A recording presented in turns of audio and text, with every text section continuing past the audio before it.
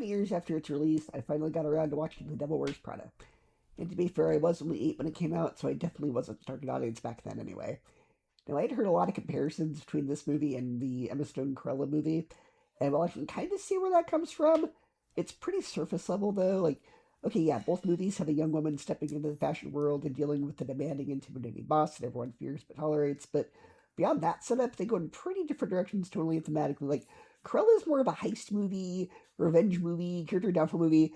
This was not that, so it's like there's barely a comparison there. Like I see it, but I don't know. To me it was barely like Cruella though. So for me, the biggest disconnect is that I just don't really care about the fashion industry, and this movie is all about that.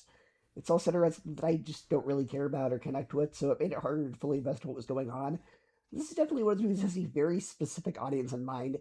Feels tailored toward people who are interested in fashion and want to pursue a career in that space and the culture surrounding it. So like middle-aged, upper-class viewers who really get that world, and that's fine. It's just I was not part of that demographic. That being said, there are still things I enjoyed, like Anne Hathaway does a solid job, and I did enjoy her character journey, watching her slowly change, adapt, and then kind of question what she's becoming. And of course, the real standout, unsurprisingly, is Meryl Streep, because she's great in everything.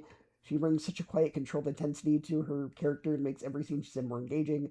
She doesn't need to yell or overact, just look at line delivery enough to establish her presence. And, she makes Anne Hathaway do all these ridiculous, impossible tasks, like trying to get her daughters an unpublished manuscript of Harry Potter. Like, that was kind of funny. That was kind of amusing having her see her having to try to do that. That was kind of funny.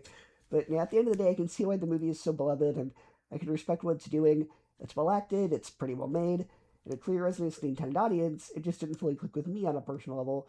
So for me, it gets a C, a 7 out of 10, and a 3 out of 5 stars.